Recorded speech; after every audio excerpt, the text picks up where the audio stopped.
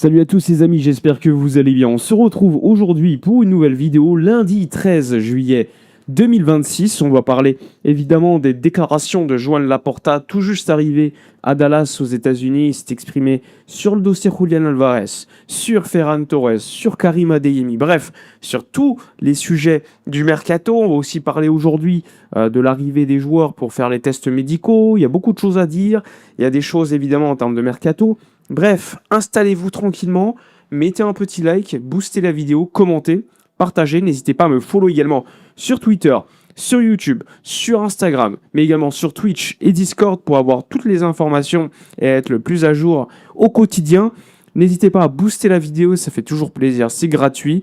Et de toute façon, vous le savez, comme d'habitude, on est là pour vous donner les informations les plus fraîches. C'est parti, on y va. On débute. Alors, Laporta est arrivé hier dans la nuit à Dallas, aux États-Unis, puisqu'il assistera au match entre l'équipe de France et la sélection espagnole sur place.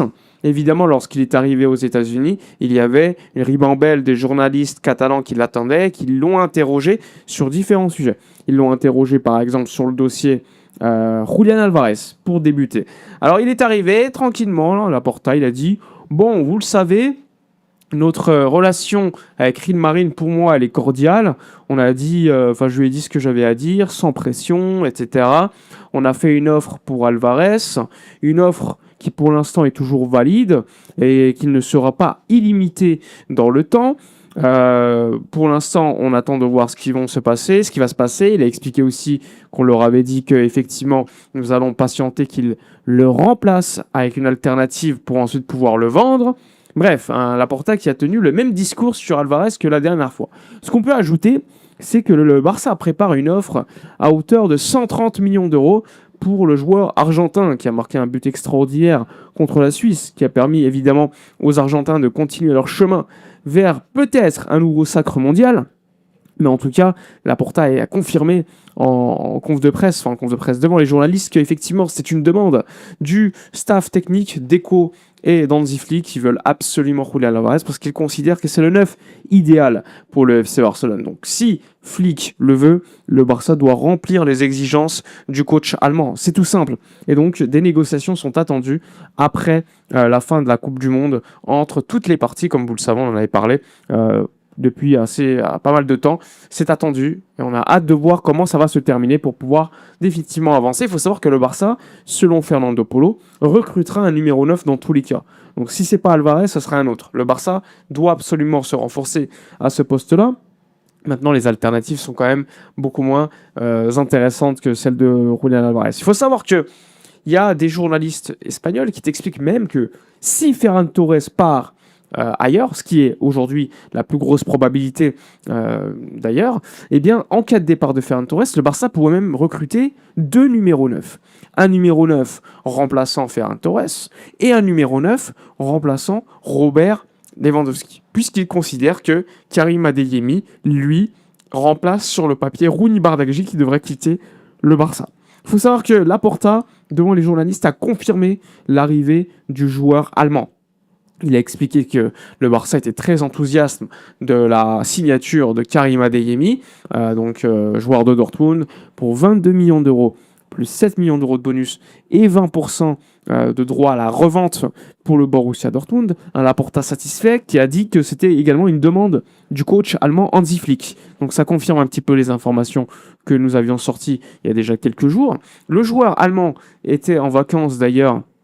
Je crois qu'il est en Albanie, il est revenu à Dortmund pour reprendre ses affaires et il est attendu, je le rappelle, dans 2 jours, mercredi 15 juillet en Catalogne pour les tests médicaux et une présentation normalement le 16 juillet, le lendemain, devant les médias. Donc normalement, ça devrait se passer comme ça. Il faudra voir évidemment s'il y a quelque chose qui repousse la présentation ou autre. Mais en théorie, ça devrait se passer de cette manière. D'ailleurs, Dortmund a déjà remplacé le joueur allemand par une nouvelle recrue.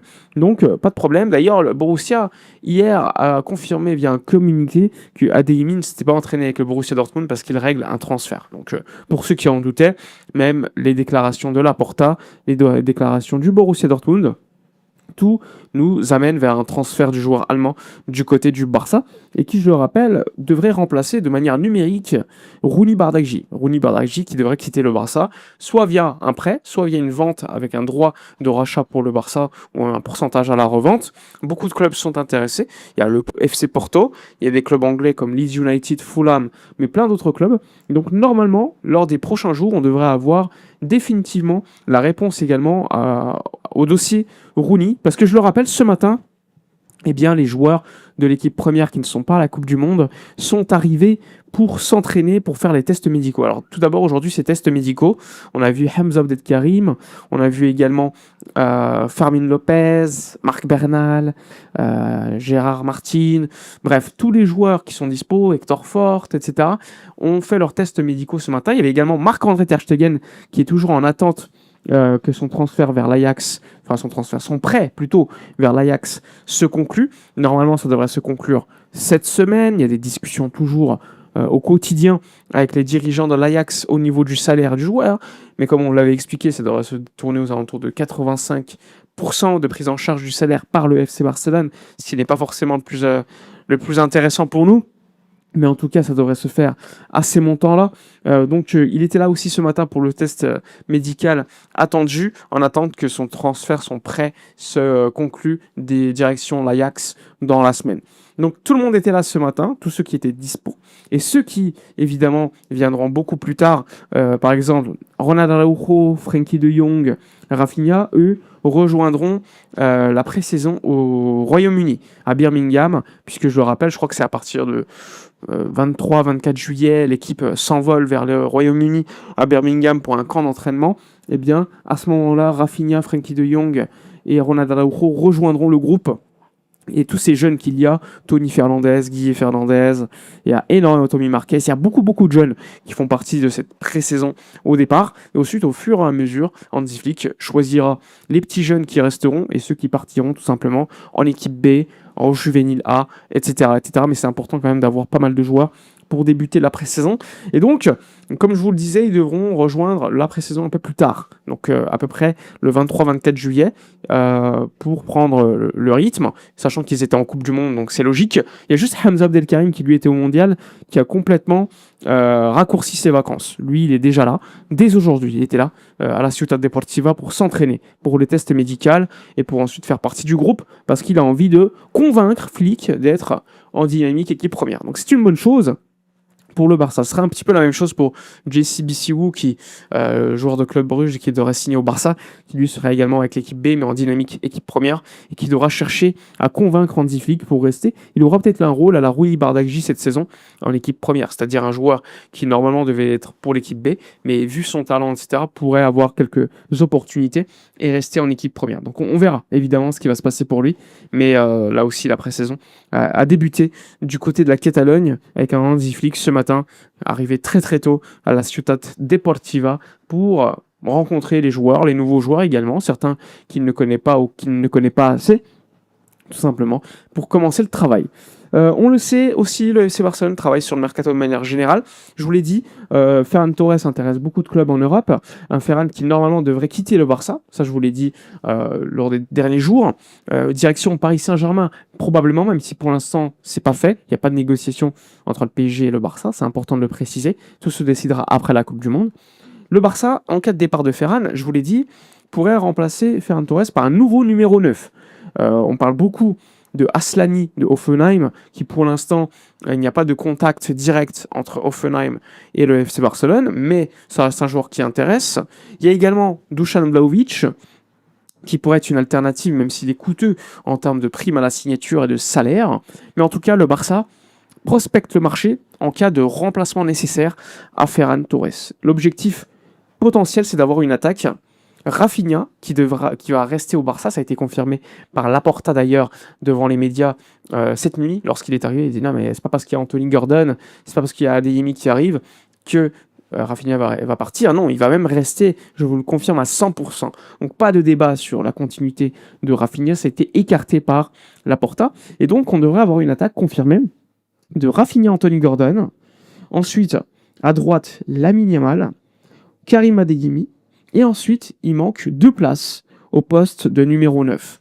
même si Adeyemi et Gordon peuvent jouer à ce poste-là, même Olmo d'ailleurs, ils veulent jouer et remplacer éventuellement les départs de Lewandowski et Ferran par 2 numéros 9.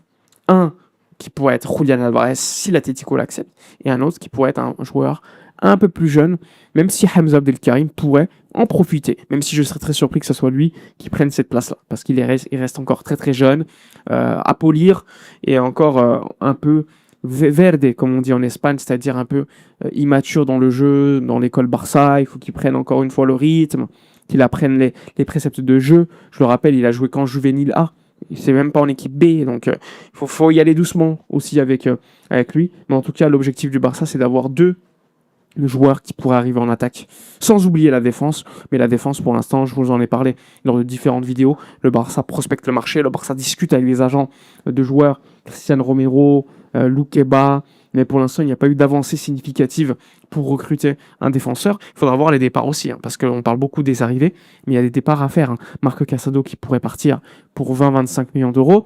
Le Barça qui veut faire sortir Ronald Araujo, mais qui pour l'instant, malheureusement, ne veut pas partir. Il y a d'autres joueurs, comme Rooney Barregui, je vous l'ai dit, ou d'autres joueurs qui pour l'instant ne sont pas sur le départ parce qu'il y a la pré-saison, ils veulent convaincre, mais si Flick leur dit il faut partir, ils partiront. Je pense à Hector Fort, mais pas que. Donc il y a beaucoup de joueurs qui peuvent partir à moyen terme du FC Barcelone pour, on va dire, permettre au club de récupérer un petit peu d'argent.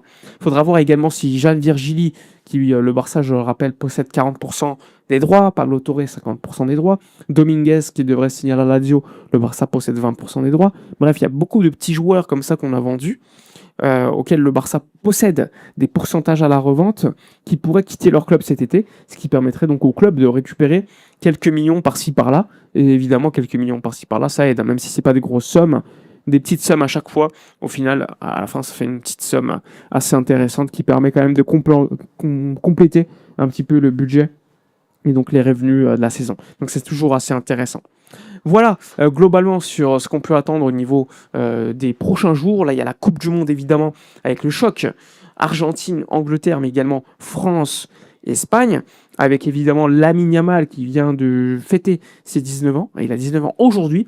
Lamine Yamal, là, c'est le match peut-être le plus important de sa carrière qui arrive, parce que si il élimine la France, il aura battu l'équipe de France en demi-finale de l'Euro, en National League avec 2 masterclass et éventuellement en demi-finale de Coupe du Monde, ce qui serait extraordinaire, sachant que l'équipe de France est quand même ultra favorite pour le match contre la sélection espagnole.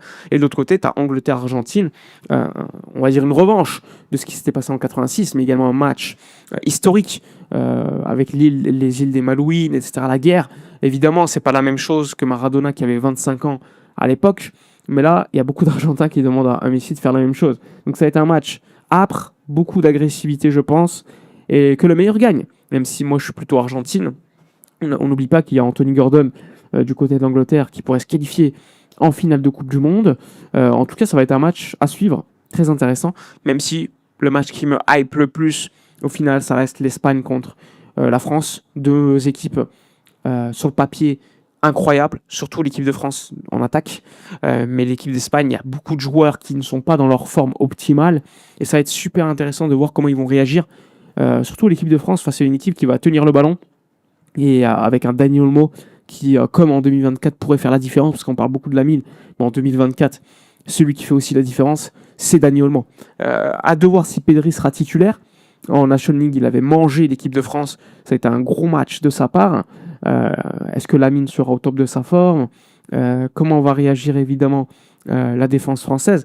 Bref, franchement, il y a beaucoup de matchs dans le match pour cette finale avant l'heure en vrai, donc hâte de voir, parce que pour moi le gagnant de France-Espagne c'est le gros favori pour la victoire finale de la Coupe du Monde, parce que je les vois largement supérieurs les 2 équipes à l'Angleterre, à l'Argentine, même si sur un match tout peut arriver, mais pour moi c'est clairement le gros favori à la Coupe du Monde sera du côté espagnol ou français, donc hâte de voir et espérons que on ait un gros match, évidemment pour nos Barcelonais en priorité.